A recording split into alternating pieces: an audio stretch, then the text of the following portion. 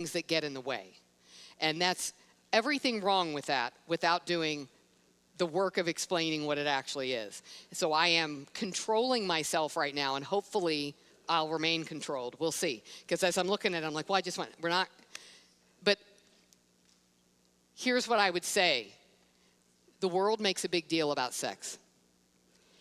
And sometimes the evangelical response is the world makes too big a deal about sex. Here's what I would say to you. The world doesn't make a big enough deal. I didn't say about climax. I didn't say about performance, but about intimacy. It is a big deal, but it's not about performance. It's about intimacy. It's about, which I'm not going to get into, the oneness, the commitment. It's like there's so much spiritual truth that is reflected in sexual intimacy, but it is the most vulnerable thing you do. And that maybe makes a little more sense based on everything that Brent's been talking about. Naked and not ashamed. Vulnerable.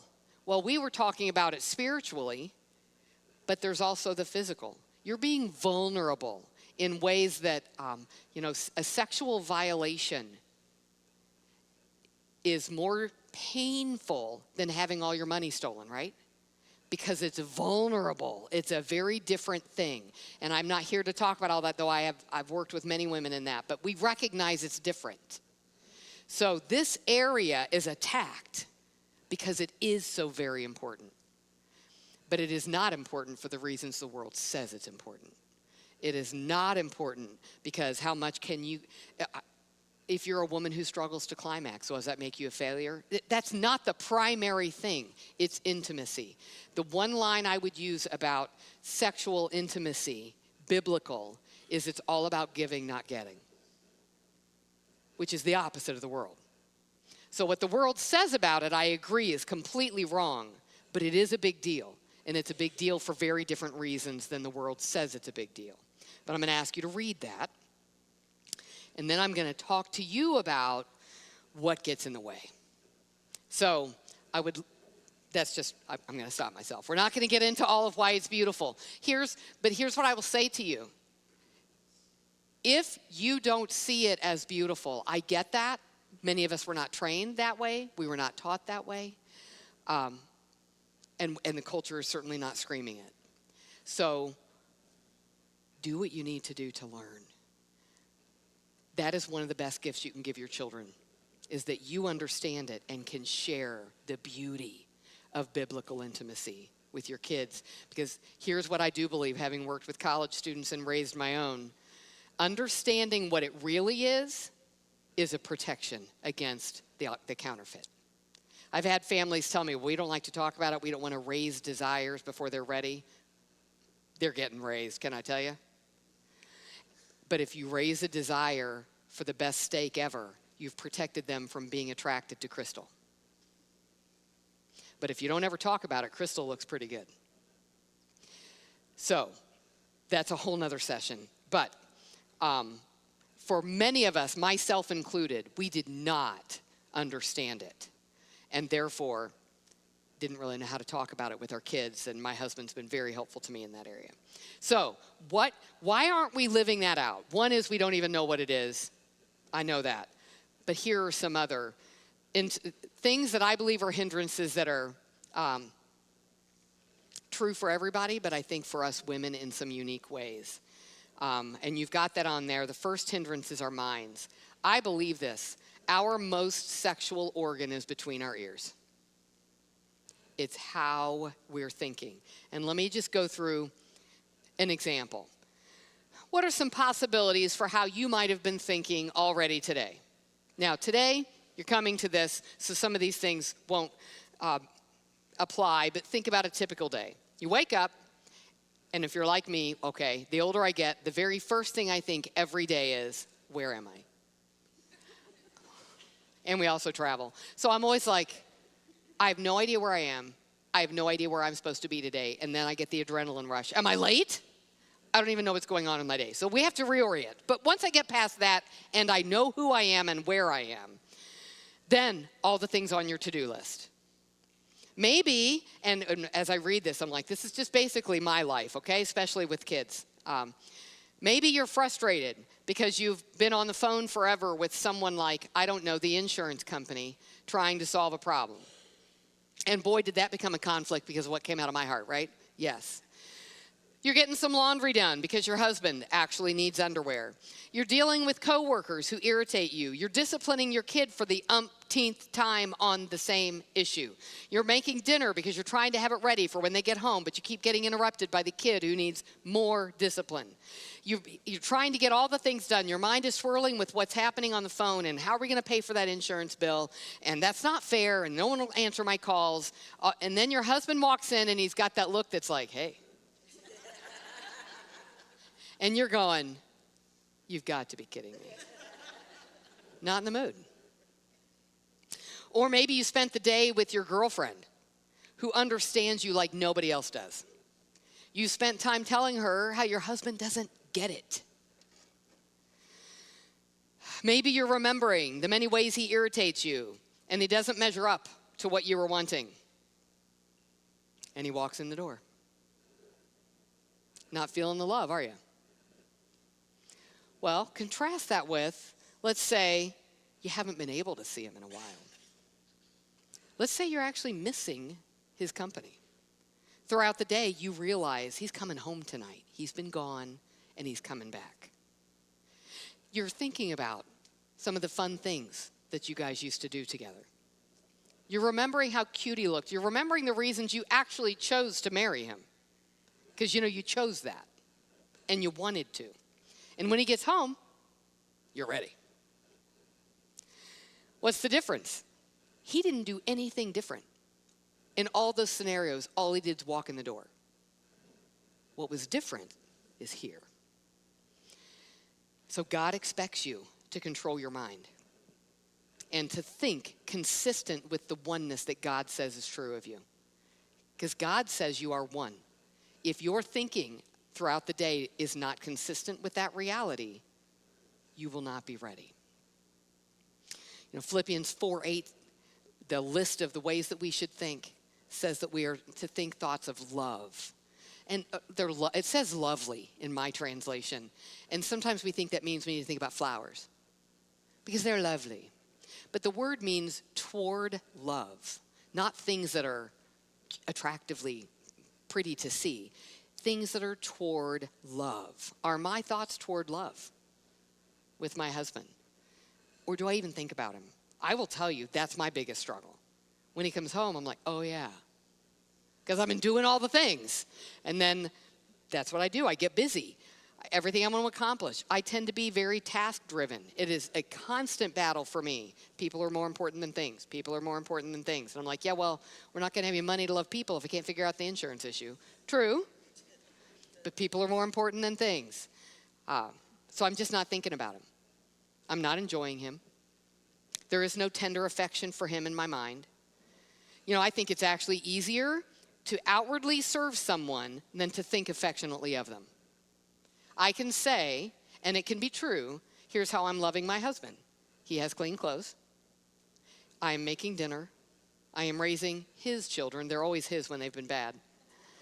I am doing all, and I should do those things, and those really can be acts of love. But I can do all of those without engaging my heart. Now, I can also do them engaging my heart. But I think it can be easier to do laundry than to think affectionately.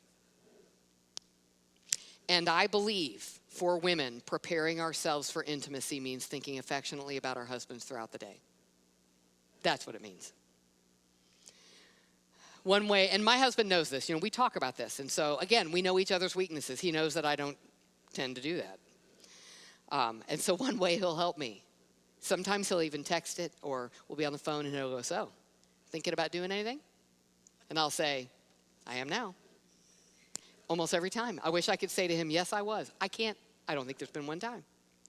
But I think, am now. And now I can.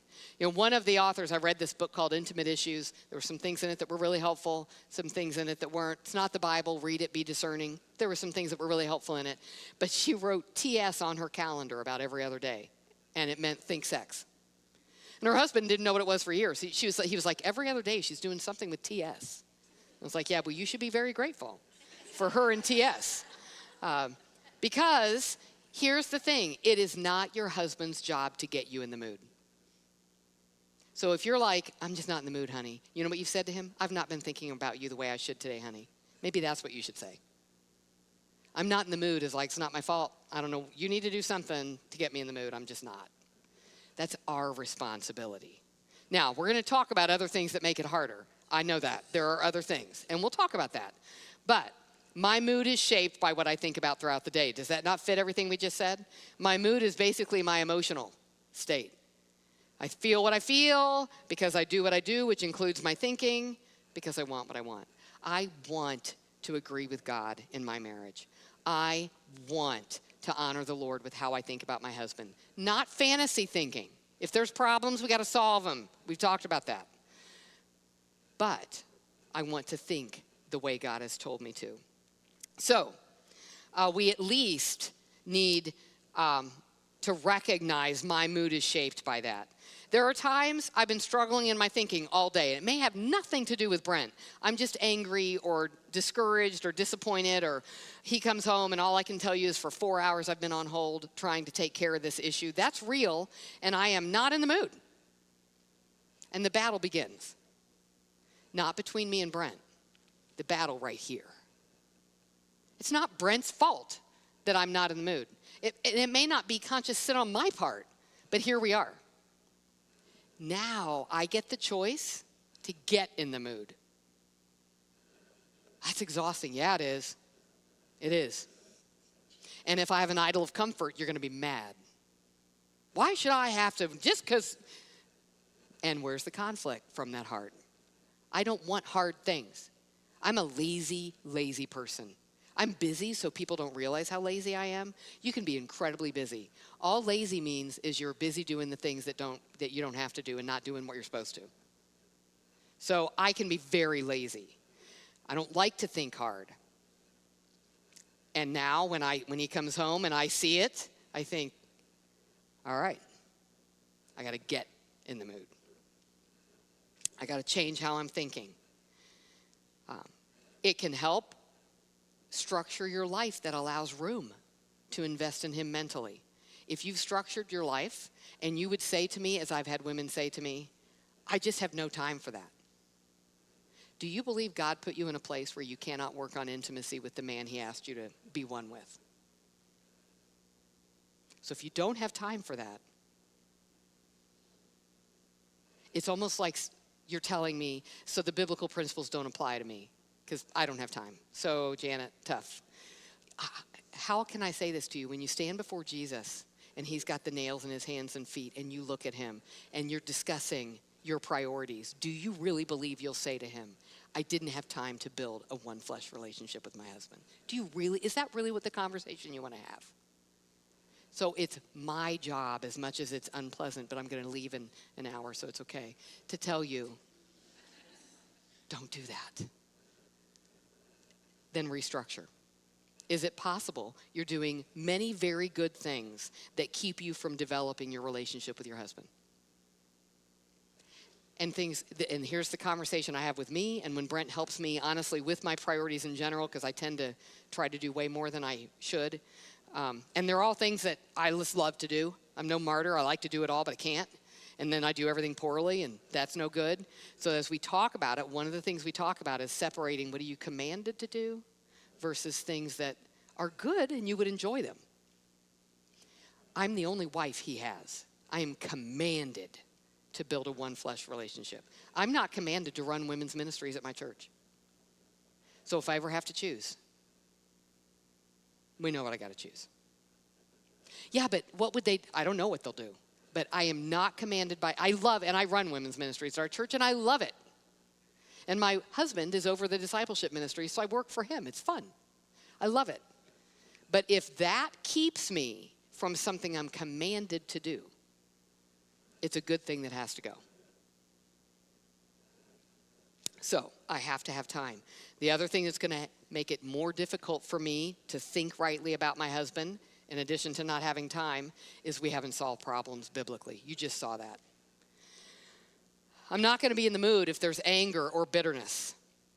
We are warned against letting the sun go down on our anger. I do not believe that literally means if every problem in your marriage is not solved before you go to bed, it's over. But the idea of not solving problems, and it is a foothold for Satan. Unresolved problems fester. One of our counselors used to say this: your problems fill up all these suitcases, all your marriage problems. And then you pick up all your suitcases and you throw them on the bed and then you get in. And then you come to us and say, we're having intimacy issues. Intimacy issues, rarely, there can be medical things going on. Rarely are intimacy issues, the root of them is intimacy, sexual intimacy.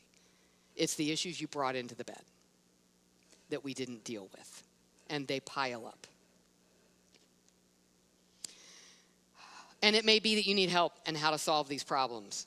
I'm going to send you to your pastor again. He's going to be so busy. You know what? I hope he is, because I hope you're saying, help us. Don't let it fester.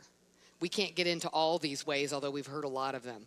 There is help. There is hope. If you hear nothing else, anything else I bring up, none of this is shocking to God. None of this is something that even as a limited, finite counselor, I would look at and go, oh, I got nothing for that one. Oh, God's word's got answers for all of it. But they're not excuses. I mentioned earlier, intimacy is oneness, and I've mentioned that before, and that's like one of those terms where like, what does that even mean? But that is something that you really need. If we're here for the first week, we would go over what that is. But I read a book by Christopher McCluskey called When Two Become One, and I love this quote. If they're communicating love throughout the day in the ways they serve, honor, and cherish each other, then the joining of their bodies in lovemaking bears testimony to that love. If, however, they're communicating anger, hatred, criticism, neglect, or disdain, the statement of their sexual union becomes a lie. With their bodies, they're saying, I love you so much that I want to have every part of you and to give you every part of me. But they've communicated something entirely differently throughout the day. And for most women, when that's where you're living, where it's not the same, here's what they'll say to me. I feel like a prostitute. I feel like I'm being used. I feel like a piece of meat. You know what you're telling me? This is it. We're not developing this, what I've called connecting. If you're not connecting at other levels throughout the day, and then you connect your bodies, it's like, I could be anybody. It's not true, but that's because it was designed to all be together. So especially when the kids were little, but any time that I just feel like I'm scattered and not thinking, I don't feel as connected to Brent, or if he's been gone. Doesn't mean there's a problem. Sometimes there is, and we have to solve problems. But it doesn't even have to be that. We're just not connecting. And he knows that when that's the case, it's not wrong for us to be sexually intimate in those moments. It's not. But he knows it's harder for me. And so he will say, do we need to connect? And I'm like, oh, well. And he's like, well, let's just talk about it. So then we talk. And at some point he'll go, you feeling enough connected yet? I'm like, yeah. But for us, then it makes us laugh. And that's something that we have. And it's like, we are connected. We may now connect. Yes, it's okay. Or he'll roll over and say, do you think it's yes, we actually are already, yes, we are connected. So if we're not, is it sin? No, but it doesn't have the same level. And when there's actual issues that are unresolved, it feels like a lie. Because I'm saying I'll be vulnerable with you. And the reality is I'm not. Painful times.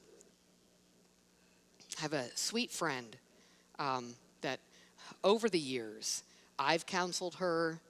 My husband and I have done marriage counseling with them. Just a long history for a lot of reasons that are totally understandable, even from before she was married, that she brought into her marriage that were really painful and hard. A lot of stuff. So a lot of marital conflict. Working on it biblically for quite a while, ebbs and flows like all of us. But growing. We didn't talk in depth. I see her, but we hadn't talked in depth for quite a while.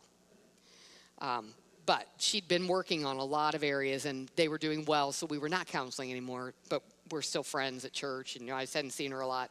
We got together. And I admit, part of me is like, because here's the dubious privilege that I have. If you call me and say, do you want to do lunch? I'm wondering why. Because it's not usually to tell me how great your life is. So I'm like, oh, she wants to get together.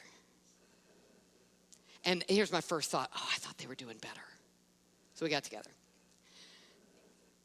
Here's what she was telling me about. She just wanted to catch up.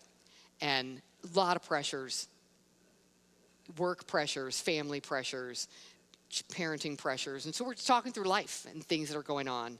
But I was like, well, how are you and your husband doing? And she said, well, he's been traveling a lot. And I'm like, oh. And she's like, and here's what she said. And I tear up when I think about being away from him. I was like, do you hear yourself?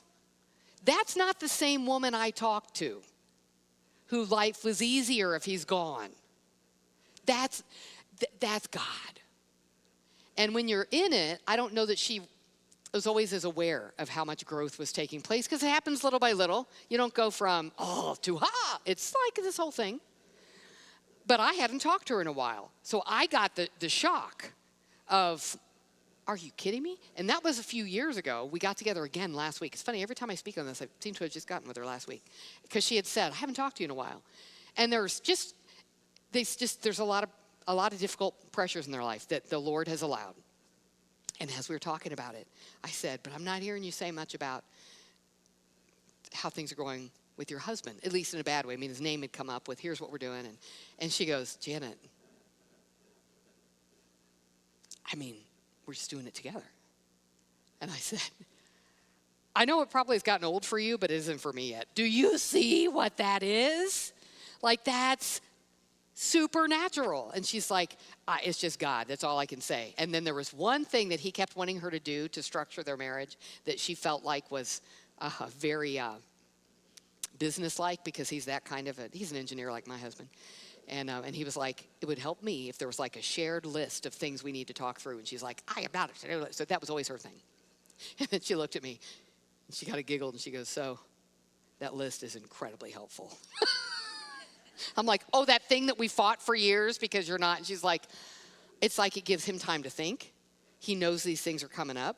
When he comes home, he's ready to think about, like, okay, what could we? And she's like, it's been so sweet. Because in God's providence, there's a lot on their plate. That there just is, that is not. But now, together, they're solving problems. It's beautiful. It can be done. And wherever you are now, it doesn't have to stay that way. If it's good, it can get better. If it's really bad, it can be better. There is great hope. Another thing in our thinking, many of us have very unbiblical views of sex. And so we have to change that. It's not what you have to do for this carnal man. God designed it, and it's beautiful. Is sex something I do because I have to? Is sex something I do because God says I have to? Is it a thankless chore? Is the best thing about it when it's over? Is it something that's not really important to me, but it's important to him, so I have to? Wow, that's attractive, isn't it? But I say that because we just got to learn to be honest with ourselves. And there's reasons why we think the way that we do. I spent the first several years of our marriage knowing theologically it was good, but it still felt very carnal. And I could give you all the reasons why that is in my life, but it was. And so I told Brent, and this is what your husband wants to hear, but we were at a good point and we were able to kind of talk about things. And I said, after sex, I just always feel guilty. That's what your husband wants to hear. But he knew me well enough to know it wasn't because of him. But it's like, I know that's not right. I know that. But this is where I am. And then we can talk about it. And then we can realign. Where am I not seeing what God says? And if all I've been around is the worldly stuff, It is carnal, and it is selfish, and it is giving into the lust of the flesh. And I don't know how many people in premarital counseling, we're the first ones to talk to them about it. That's heartbreaking. And I've had several say to me, it's like all we know is don't. You're married, close the door, go. And you're like, I don't know, I feel like we shouldn't. That's on us. And you know why we're that way? Because that's how we are. So we have no idea how to talk about it. So that's a whole session, which I can't get into tonight. Here's what I want to tell you. There's hope. It doesn't need to be that way, but there's work to be done. We've got to agree with God about that. So other hindrances, primarily, this is the big one. But other things that we should talk about, because they come up a lot when I talk to women. We're so different. We are so different. I used to really wonder, and I talked to Brent about it, why did God make men and women so different? I understand biologically why we need to be different. I got that. But it's not just sexually. It's in so many ways men and women are different. For instance, I don't really know any of you, right? But if I had lunch with any of you individually, there would be things that we're going to understand each other and think similarly about. Not everything. Everyone's unique. But there are going to be things that we think similarly about. And I'll prove it to you. If I said to you while we were at lunch, so-and-so said my pants look too tight, what would you be thinking? Oh. Do you feel bad for me? Yeah. Because you're thinking, oh my word, I bet she feels like she gained some weight. That's a judgment that she has just been judged by that other person. Oh, I feel so bad for her. Now, you say to a man, so-and-so said my pants might be too tight. Here's what they would say. Or are they too small? Do we need to get you a different size? That's not wrong. The fact that he didn't immediately make it a judgment call about who you are as a person is really your issue. But as women, I wouldn't have to explain to you, here's how that made me feel. You would immediately know, right? My poor husband would think that I'm telling him I need clothes. He used to. Now he knows me, right? So we've communicated. After 30 years, he knows that's not what that means. But that's not wrong. And we women tend to look at that as, oh my word, they just don't get it. They're just not women. And that's good. But it does make things harder. I wouldn't have to explain to you how I felt when that comment was made.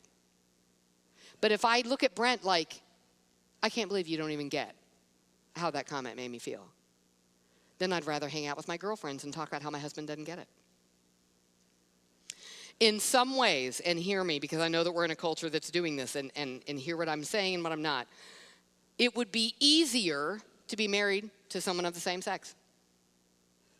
And quite frankly, it helps me understand why they do. It is easier in many ways. You would understand me. I would understand you without even trying. Here's what I'm really saying. Easy is what I want. So why did God do that? 1 Peter 3:7 even tells husbands, dwell with your wives in an understanding way. When Brent does marriages, he always says to the man, you are enrolling in Janet 101 for the rest of your life. He doesn't say Janet, of course, because, they're not enrolling in mine. But since we don't think alike, he's going to have to learn and study me in order to understand me. And in that, we bond. And it's an act of love. So it forces us to think about the other person. I can get together with you at lunch and tell you that about the pants. I don't have to think about you. I know that you kind of get it. I can just keep thinking about me and we can laugh and have fun and go, If I'm with someone who's very different from me, I have to think about them. Isn't that what my life for you is? Not my life for me, I wish it was easy. Why can't you think like me? My life for you. I can't just say what I would want to hear. The whole, I treat others the way I want to be treated. Well, at a behavior level, that doesn't work.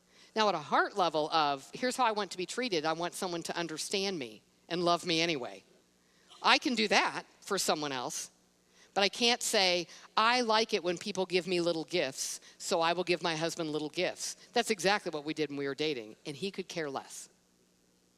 But I loved little gifts, so I gave them.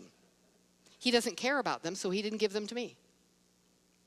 Why? Because we were both thinking about doing for the other person what we want instead of learning what they want.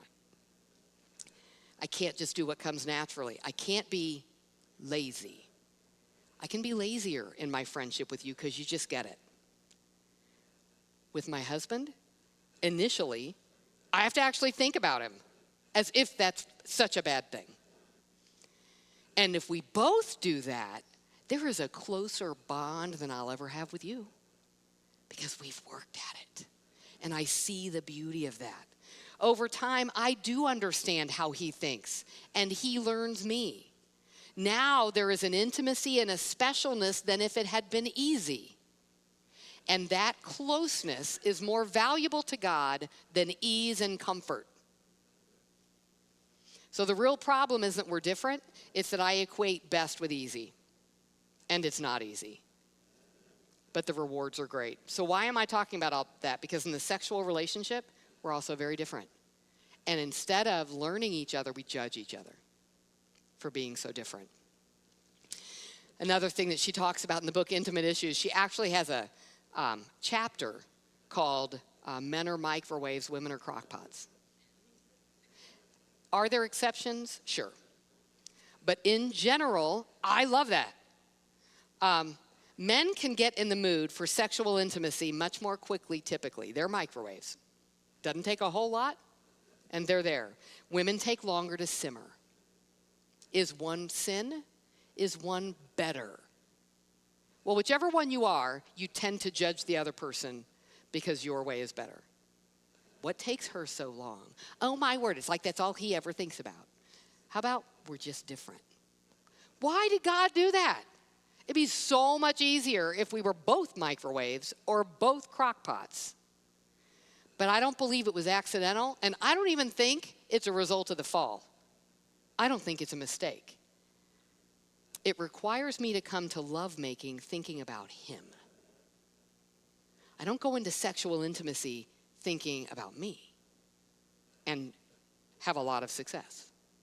I go into it thinking about him. And he needs to come in thinking, what would my wife like? So he says, let's connect. So we talk a whole lot more than he might think is necessary because it's a way to help me. And he has told me, he's like, over the years, he's like, I have understood more that not being focused on my pleasure, but slowly looking for ways to give you pleasure has only increased my pleasure. That's God's design. Like that's not just an accident. That's the design. If we were similar, we can go into lovemaking just thinking about ourselves, doing what I would want, and then that's what happens. But because we're so different, there are specific temptations that we're going to need to overcome that are different. And one way that I think we're really, in general, so certainly true for me and Brent and for most of the women that I talk to, most of the women that I talk to have a much easier time multitasking than their husbands. And we judge them for that when the reality is we're just different. And if you want to judge them for it, then you're going to have to look at God and say, God, you messed up, or you made me better. I just don't think that's the point. But we are different. In general, men seem to have the ability to compartmentalize and do one thing at a time. And I'm doing all the things at once. And what I love is he gave us each other because we complement each other. You understand, if you're a complementarian, it assumes you understand that you're different. If you're two of the very same, you don't need each other. But we help each other. It's got a lot of benefits. My husband can focus for a much longer time on his studies. He laughs at me the way I even prepare for things. I write for about 10 minutes, and I got to go up and check the mail. And while I'm checking the mail, I'm thinking about it, though. And so I do my best work doing other things. Because then I come back, and I'm like, okay, this is what I want to say. And he's like, how do you do that? And then I'm like, I don't know how you sit there for so long. Brent, and I told him, the longer you sit there, the better yours gets. Mine's like, this is it. It's not going to get any better. I could stare at it for the next 3 hours, and this is it. We're different. Well, what's that mean when it comes to intimacy? When we're becoming intimate, my husband's focus is typically entirely on me and what we're doing. Oh, that's totally appropriate. I, on the other hand, look lovingly into his eyes while I'm redecorating the room because I'm seeing behind him, those curtains really got to go. And I'm thinking, did I put the meat out to thaw for the roast for tomorrow night's dinner? Oh, my word, I said I'd call so-and-so back. Apparently you're laughing. Can you relate in any way? Yes, I have to work at focusing my mind. Now, Brent, if it's all about him, and he learns this about me, could get his feelings hurt, right? Because we would. And go, I can't believe you can't even think about me. But he doesn't take it personally. He knows it's a weakness of mine. There have been times, all of a sudden, he'll look at me and go, where'd you go? And I'm like, oh, honey, I'm so sorry. It just struck me. I left the meat out. I have to put it in the refrigerator. It can't stay out all night. And he's like, why don't you go do that? I'm sorry. No, it's okay. Or you need to have a piece of paper so that when something comes to my mind, oh, hang on, I just got to write that down so I can stop thinking about it. We're different. He can be mad at me for being different or understand it's not personal. It's my weakness. It's not about him, though it affects him.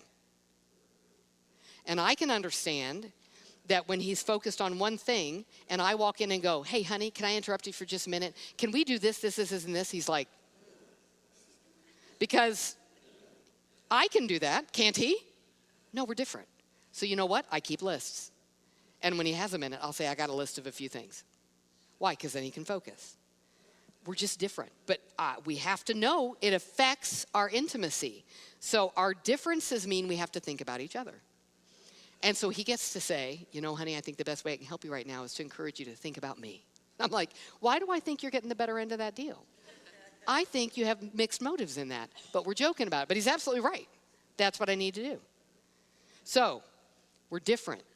And the differences are designed by God.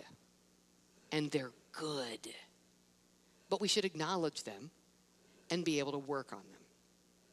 So if I've connected, honestly, I have to think through, is there anything else I need to do? Put everything so that I want to make it easy for myself to focus. And then he still has to sometimes say, where did you go? And then bring me back. So our differences is another one. Another one is dealing with our past. That's huge. We can't do all of that today, right? But I want you to know I know it, and there are answers. A book in general, it's not sexual past, but in general dealing with your past, called Putting Your Past in Its Place. Learning how to deal with the different facets of my past. I can't get into all of that right now. I'm going to give you some big principles. This is not a counseling session, but here's what I want to tell you. If you don't deal with the things from your sinful past, they will affect your present. You can tell yourself, I'm just not going to think about that. Especially in the areas of sexual intimacy. They will affect you because it's the most vulnerable thing you do.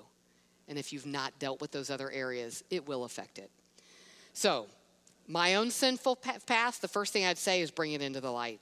It never ceases to amaze me how keeping something in the darkness makes it seem so much bigger. And that, I believe, is a tool of Satan. Telling you, you can't tell anybody. You can never deal with that.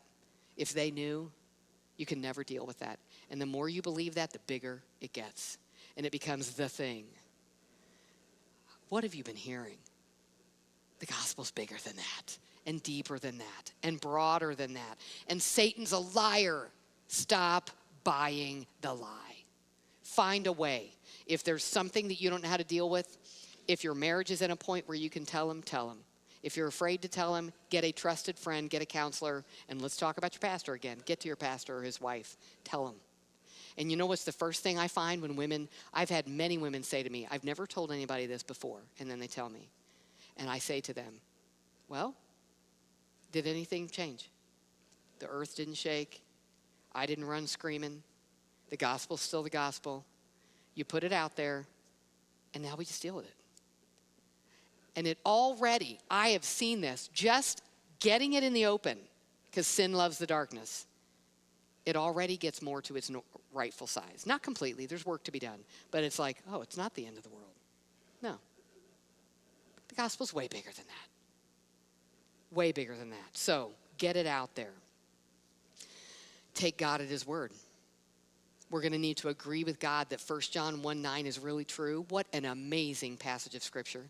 He who confesses his sin gets forgiveness and cleansing. Not penance and second-class citizen. That is not what it says.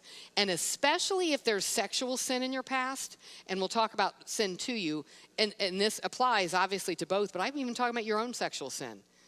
You know what we long for? We just want to feel clean. And we feel like we just have to hide it. No, you don't. You know what happens if you confess and forsake? Forgiveness and cleansing. You can go to bed tonight 100% forgiven, 100% cleansed. You don't always feel it, but that's the truth. And anything less than that means Christ's bloody death on the cross was not enough. And it's just not true. It's just not true. Take God at his word, and it's going to take work.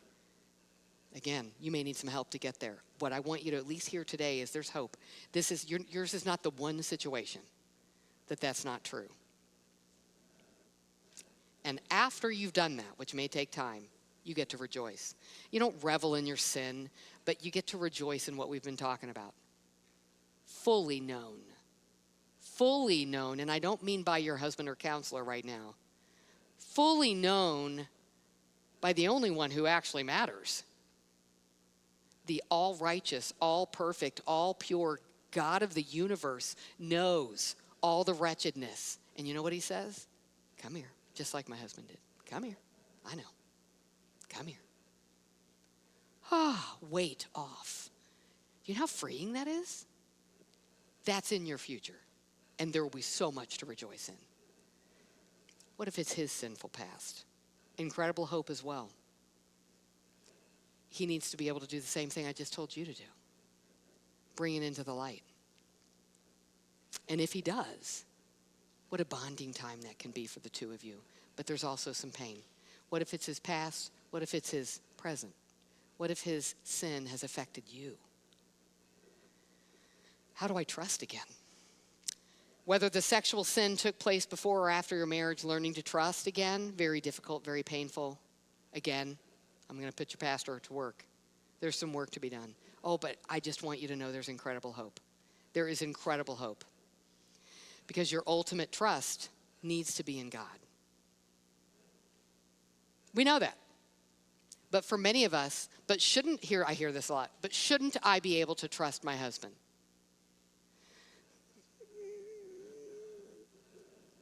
What do you see in Scripture? We're all depraved, right? If my husband is trustworthy, then on a human level, I can have reason to have that degree of trust. But I don't have 100% trust in my husband. And not because of anything he's done, but because I know what he's made of. So because I know the Scriptures, I have 100% trust only in one. And can I tell you what that also means? I don't have trust in me. Well, I would never do that. Oh, you're on the way to doing it. Because you actually believe you're above it. I don't trust me 100%. I don't trust Brent 100%. I trust God, and God gave me Brent, and I trust God. And because of that, as my husband is trustworthy, the degree of trust in him grows, but never perfect. But there are trustworthy people and not. How will I learn how to work through who's trustworthy and who's not? Time of getting the log out of my eye, I have to make sure I'm never hurt again. That's not the goal. The goal is how do I be wise and encourage righteousness? So my husband has lied to me 12 times, and now he says this time's different, but I haven't seen anything any different. Here's what I have to say is I have no idea. I have not my husband, but I have a precious woman that I was counseling. Horrendous background. I won't get into it. I don't have time. Don't need to. But horrendous background, so all kinds of compassion. She's lied to my face so many times. counseled for a long, long time, seeing growth. And as part of the manifestation of her idolatry, in part because of a variety of things, I can totally understand it, but idols are still idols. She's looking for that one person, and she decided it was me. So clamoring for me. I get it, but I can't encourage it because I'm a really bad God. And we talked about it. But she would do things to make sure she stayed in counseling. The lies got bigger. I mean, ultimately, police are involved. It's a whole big hoo-ha, and it was bad. So, when she tells me, I know I've lied in the past, but this is true. The first 2 times she did that, we moved ahead on that. But honestly, we had that very conversation. We know what you tend to do. I know. This is true. And then we find out that wasn't true. Well, I know, but this is true. And then that wasn't true. So she looks at me now and says, I know. And this is true. And here's what I had to say to her. The Lord knows that may be. I have no idea. I don't know what's true. I love you. I'm praying for you. You've not been trustworthy. And until that track record changes, I don't know. And the best way I can love you is not to counsel you because I'm tempting you. I got to tell you, it's really hard to say the best way to love you is to not help you. That was really hard. But I get there's times when you're like, I don't know. But my trust is in God. So if somebody's not been trustworthy, then that affects how I interact with them. But even when they are trustworthy, my trust is in God. There's a lot of resources on trusting God, but I'm just happen to be through this halfway through this devotional right now that I'm just loving. So whenever I'm loving something, I tell everybody to read it. And Dr. Craig Svensson has written a book called The Humbling of Job, where he goes through the whole book of Job. And it's beautiful. I'm learning. It's just rich. Because talk about unjust suffering and people that were not trustworthy toward him. But what he learned in that. So good. So that's a whole big area, but here's the point. There's hope. There's hope. I have to have the right goal. In this trial, it's not a guarantee that it will never happen again. Just like she couldn't say, I need to know I'll never be inconvenienced again with the car. I need to know you'll never do that to me again. No, you don't. I need to know that Jesus will never do that to me. I need to know that. There is one who could devastate me, and he's the only one who I know never will. I need that. I need that. And now I want to be wise and not encourage sin in you. So there's going to be accountability. There's going to be all the things. But my goal has to be, I want to reflect the values of God. I want to encourage your righteousness. Not, I need to make sure I'll never get hurt again. I have to see my own brokenness before God. I know we're talking about his sinful past, right? But if you don't see your own brokenness, you will become very self-righteous. You will become, the temptation is great. I was helping a sweet friend whose husband was behaving very wickedly. And she said to me, I need your help to not be self-righteous. Because right now, his sin was screaming. I mean, it was. And it was wicked. The temptation to be like, I know I'm not Jesus, but come on.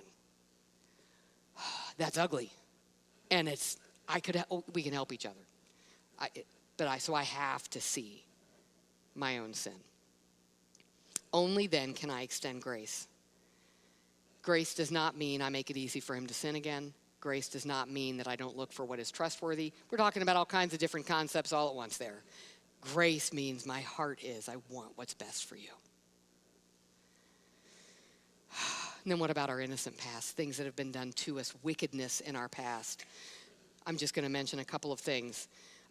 And so again, these are all counseling issues, but I know we bring them to the table and then they come out in sexual intimacy. This is where God is going to surface those areas that you're trying to ignore. And then you'll just decide sex is just not a good area for us. And it's really not sex, it's the other things.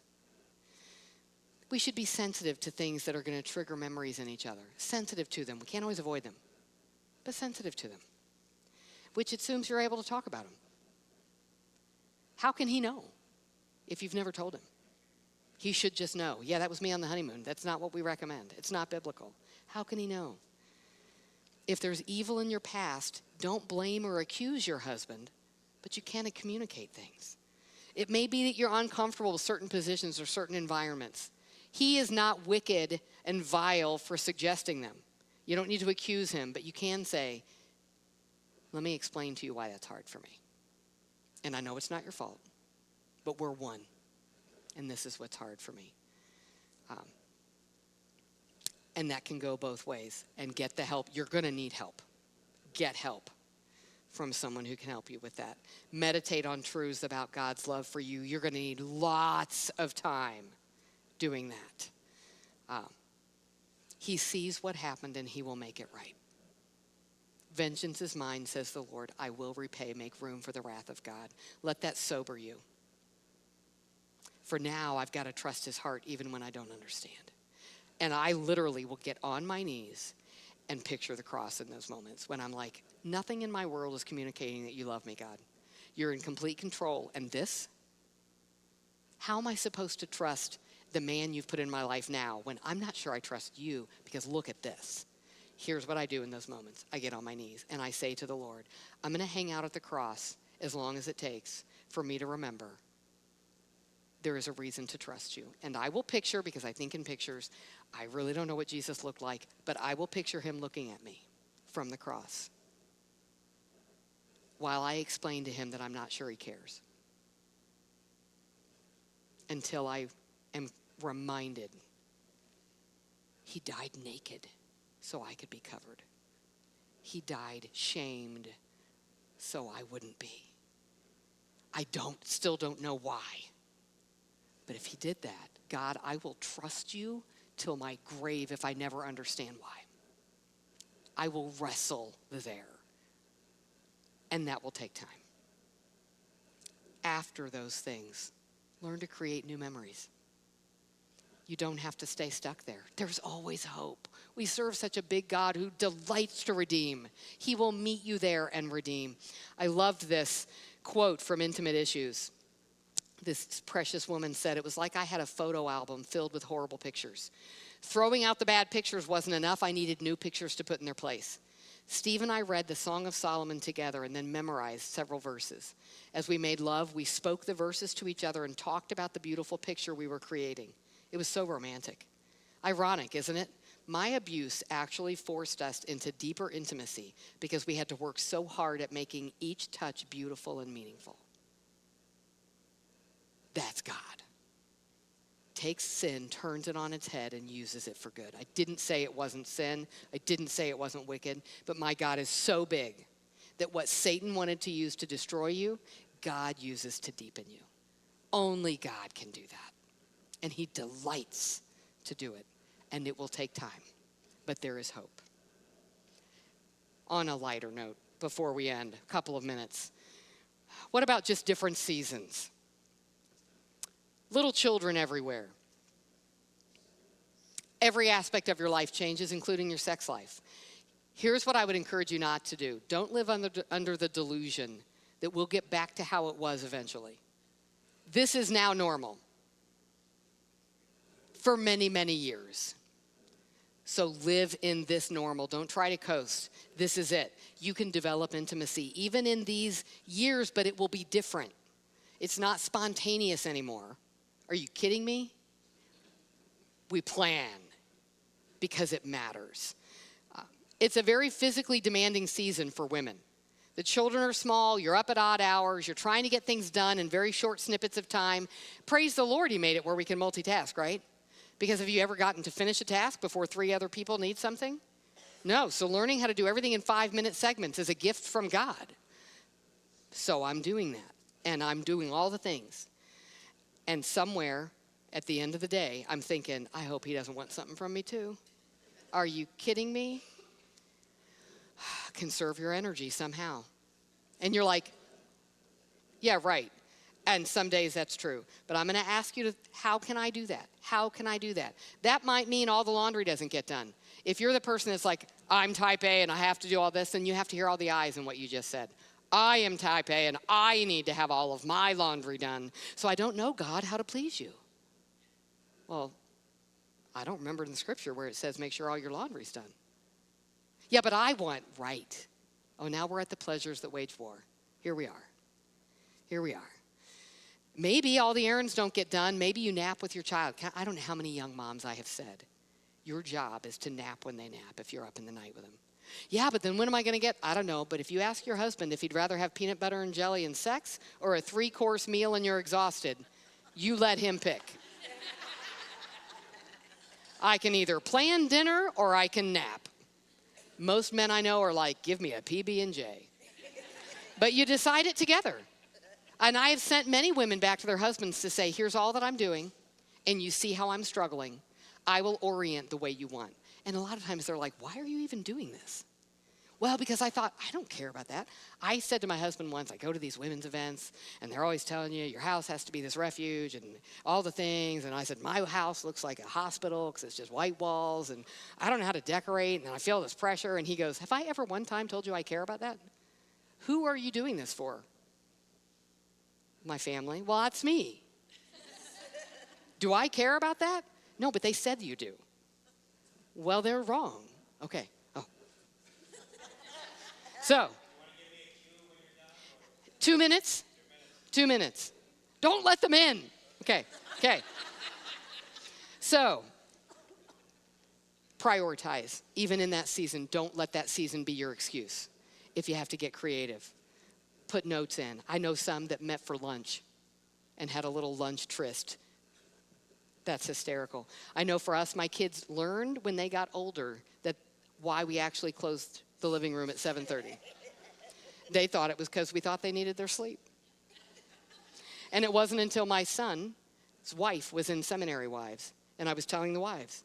And she went home and told Josh, and he goes, no way. That's why they closed the living room? Like, yeah, because we need time. So figure out a way. And when you're really tired, love him anyway. I will just quickly say, other men will be tempting to you in certain seasons because you don't know the reality of their life. And it seems easier. You have all the issues with your husband. This guy seems to understand you. Yeah, it's because you don't have to deal with issues with him. Don't think you're the one who can't be tempted. That is not the unpardonable sin to be tempted. Tell someone, make a change, get out of that. You're not the first, you won't be the last, but you'll go farther if you think it could never happen to you. And you can read the rest of those things that you can do, but let me pray for us. Father, thank you.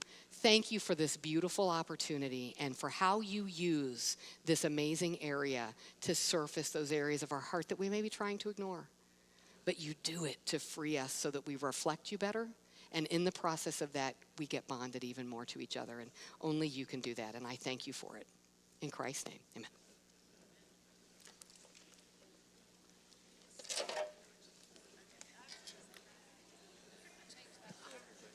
Okay.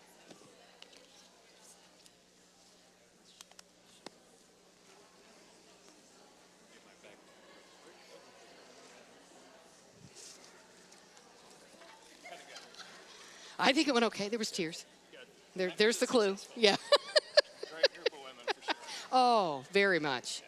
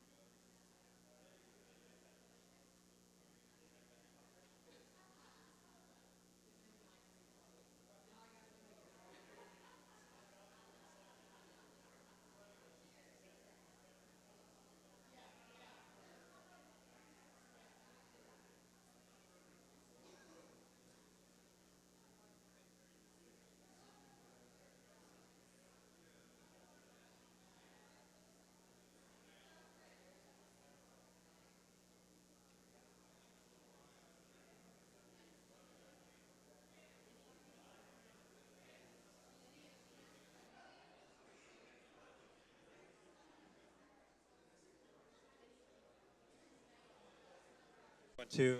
Yep. Testing one, Yep. two. All right. Well, it's just a couple of resources here that we have for you just to consider. Let's say you're stimulated to want to know a little bit more about our approach to Scripture and applying it practically to our lives. When I say the sufficiency of Scripture, what I'm talking about is applying the Scriptures to all of our lives areas. Like I mentioned from my very first testimony, when I began to understand the solutions for my own depression when I was at Purdue. And now we have talked about answers from the Scripture for marriage and all of life as well. The Bible has. What we offer, there's these resources out here on a table.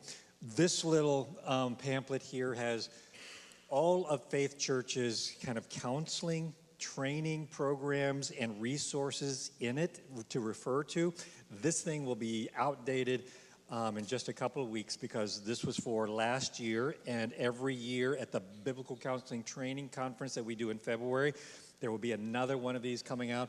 So you actually can, though, sign up for our February 11th through 16 Biblical Counseling Trainings Conference, and I know you're saying it's too late to go and travel to Indiana. That may be true late, but all of it's also online. You can watch all of it online, and if you sign up in regard to registration, you can have access to the video training that we're doing at the conference for 30 days. So it's not too late. You say, Brent, I don't have enough for to watch a week's worth of training, but there's a pre-conference also in the very centerfold here. The pre-conference is helping those individuals with severe childhood abuse in the past. So one of the current struggles in our country, and it's increasing more and more, is abuse. And particularly as our world becomes more secular, abuse becomes more prominent and severe. And we're seeing more and more adult survivors of childhood abuse. How do we begin to even unpack some of that in helping? The pre-conference that you can watch online, Saturday, February 10th, you can sign up for that, register for that, and again, you'll have 30 days to watch those videos as well. But if you want to help others, or let's say this, you have a very bad past, that you were abused in your past, there would be great answers and hope and help for you here. We know the speaker here. My wife has taken one of his classes as well at Southern Seminary, Dr. John Henderson. Some of you may know him. And he's going to be teaching. It's amazing. And we will also be doing a case study. My wife and I will be doing a case study for that as well. So this pamphlet has all of our online and in-person training opportunities. Even though it will be outdated, the concepts will all still be true. All the concepts will be true. And again, Just after February 16th, so it changes, then there will be a new one out. You can go online and see that.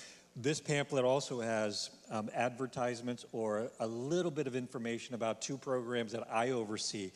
I am the president of a seminary, Faith Bible Seminary, and we have two programs, a Master of Arts in Biblical Counseling.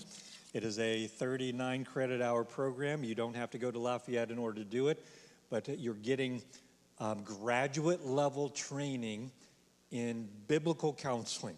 Okay, so this was all about conferences and equipping through conferences, but it doesn't result in a degree.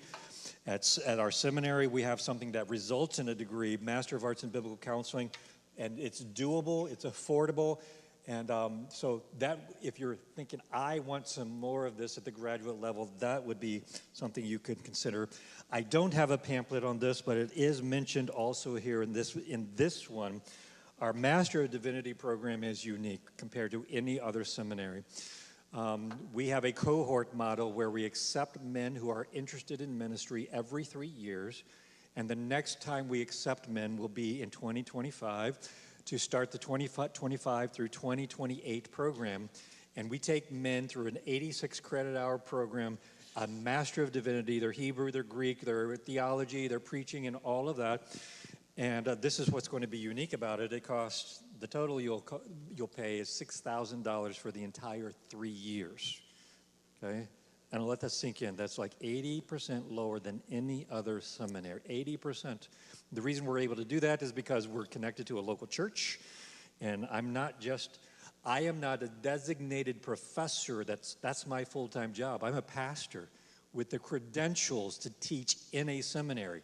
So the church allows me and Dr. Green and Dr. Vyers to give some of our time to the seminary, And that allows a seminary to not charge as much because we want our graduates to graduate debt-free. And not only that, you're required to be, unless there's a special exception, for those 3 years to be in ministry. So you're getting academics at low cost, and you're also in a ministry somewhere. And we would have the opportunity to take up to 15 interns at Faith, and if you're interested in that, we would bring you on, we would pay you a living stipend, we would possibly give you a housing stipend, and you would have the low-cost MDiv, and you would get 3 years of practical ministry experience. So that is a deal of wedding the academics and the practical ministry experience together, and we do it in 3 years at a very low cost, so you graduate debt-free with both your solid theology and 3 years of experience. If you want to know more about that, I will probably be talking to Pastor Chris later after I get back to Lafayette, Indiana. And if he has anybody that's interested in something like that, we'll set up some kind of a Zoom call or something like that where you can ask questions about what we're actually doing. Seminary is accredited as well, so that won't be a problem for you. We also have... This is quick. We also have just a couple of things. If you know ladies who need a little extra help, those who are struggling with life-dominating sin, we have a ladies' residential program called Vision of Hope that the ladies can come and get the help they need. We also, men that are struggling with just issues, life-dominating issues in their life, where counseling, mentoring is not quite enough and they need a residential program, we have something called Restoration. So those are things I want to highlight for you. And what time is it? 12:32. We got about 8 minutes. We got 8 minutes, or let's go to 12:45 here. We'll miss our flight, whatever. 5 minutes. So I'll drive there fast. you go. What questions do you have or comments about this week? And do you have something that we could address as you've digested what we've talked about so far? So what are you thinking? What questions do you have that we could possibly maybe take a stab at responding to if you have anything? Okay, let's start with this. You could also offer There's this. a hand over What there. are you encouraged by, or what question do you have? There's a hand on the left. Hand on the left, yes.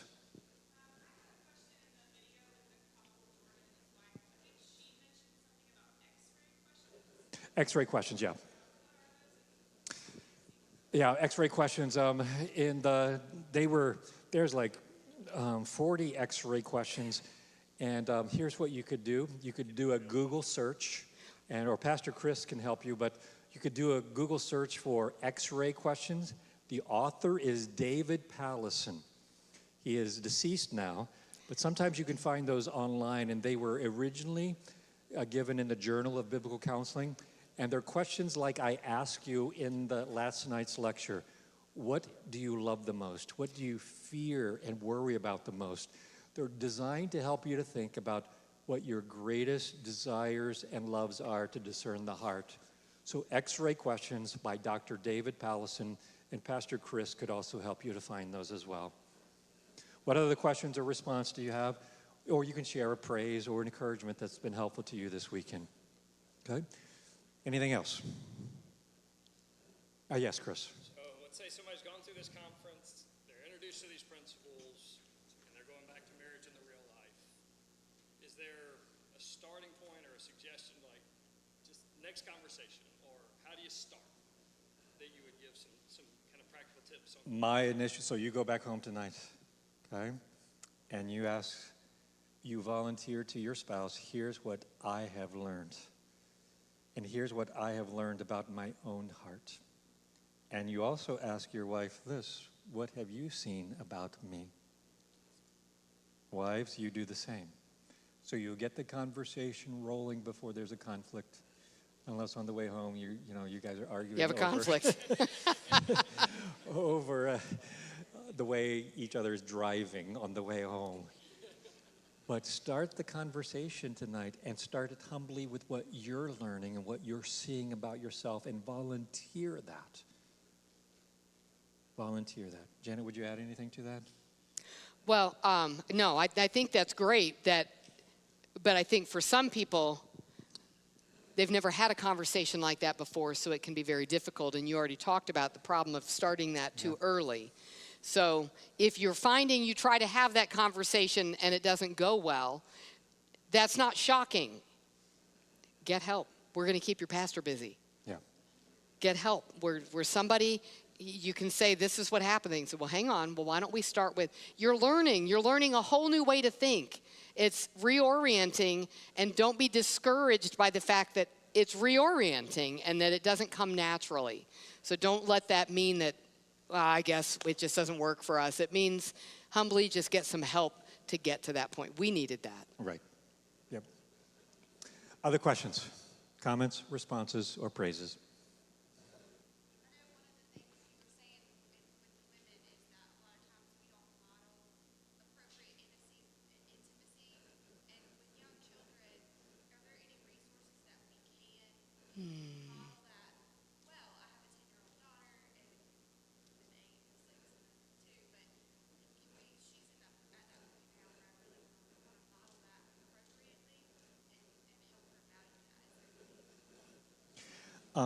There are resources that I don't have them with me, and I don't think We we can put email them in the Apparently not. in the booklet.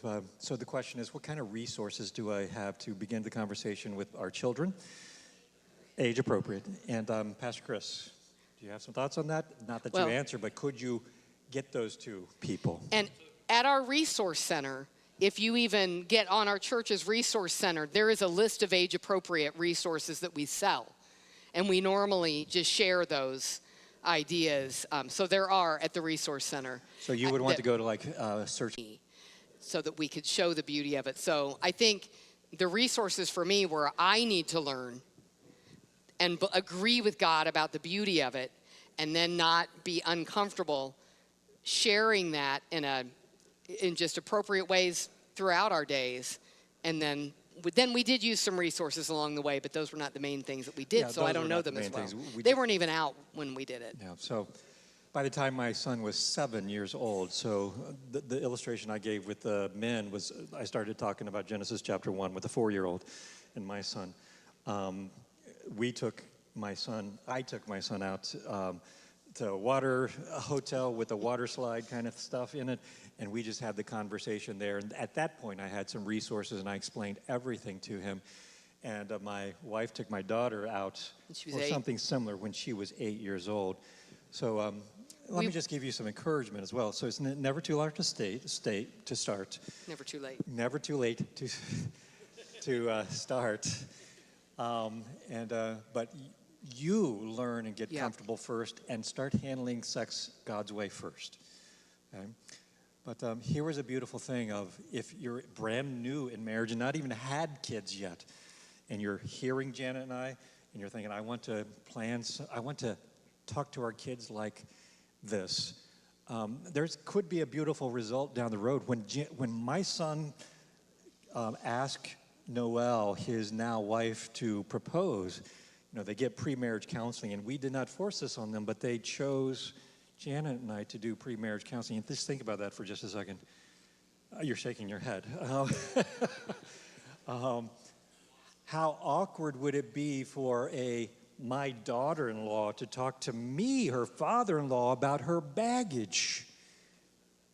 But here's what happened, because my son had grown up with us being in a position, and I attribute this more to my wife than me. I talk to my son a lot about sex, but just talking about the problems of life, my son was comfortable with that, and eventually my daughter-in-law was comfortable. So we got to talk to my son and my daughter-in-law about sex and prepare them for their honeymoon night, and that was such a great privilege. And so, guys, there's blessing in doing it this way. Okay? Any other questions or comments or encouragements or things you're taking away? All right, it's 12:40. That is the designated ending time, so we'll go with that. All right, thank you, guys.